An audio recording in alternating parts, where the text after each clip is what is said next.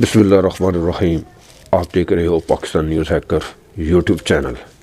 ایران کا خلا میں سیٹلائٹ بھیجنا قابل مذمت اقدام ہے، یہ بیان دیا ہے فرانس کے وزارت خارجہ نے۔ مزید تفصیلات میں آگے بڑھتے ہیں۔ فرانس نے کہا ہے کہ ایسے میں جبکہ نیوکلیئر کے معاملے پر عالمی طاقتوں کے ساتھ مذاکرات میں پیش رفت کی اطلاعات ہیں، ایران کی جانب سے سیٹلائٹ خلا میں بھیجنے کا تجربہ قابل مذمت اور انتہائی افسوسناک اقدام ہے۔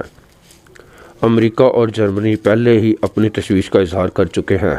ایران نے جمعرات کے روز بتایا تھا کہ اس نے اپنا ایک سیٹلائٹ خلا میں روانہ کیا ہے جس کا مقصد خلائی تحقیق ہے۔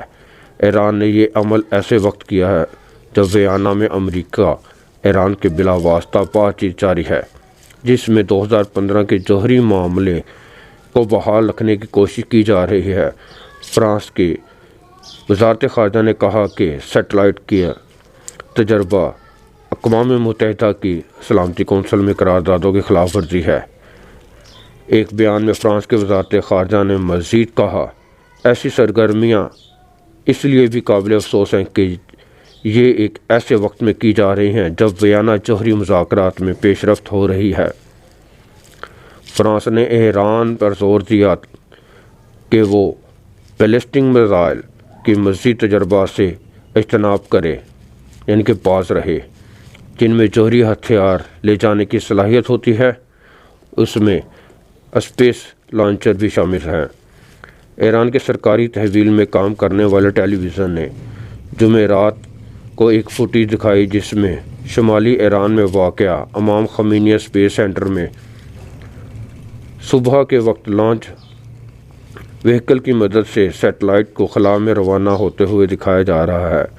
امریکہ محکمہ خارجہ نے جمعرات کو واشنگٹن میں کہا ہے کہ وہ ایران کی جانب سے سیٹلائٹ خلا میں روانہ سے متعلق اطلاع سے آگاہ ہیں۔ محکمہ خارجہ نے کہا کہ یہ عمل اقوام متحدہ کے سلامتی کونسل کے ان قراردادوں سے انحراف ہے جن میں 2015 کے نیوکلیئر سمجھوتے کا احاطہ کیا گیا ہے۔ جرمنی کے ایک سفارتکار نے کہا ہے کہ یہ ٹیکنالوجی بیلسٹک میزائل کے تجربے کے لیے استعمال کی جاتی ہے اور اس ٹیکنالوجی کو نیوکلیئر ہتھیار لے جانے کے قابل سمجھا جاتا ہے۔ ایران نے ان الزامات کا مسترد کر دیا ہے کہ خلا میں راکٹ بھیجنے کا اس کا تجربہ حقیقتاً بیلسٹک میزائل ٹیکنالوجی کے حصول کی کوشش ہے۔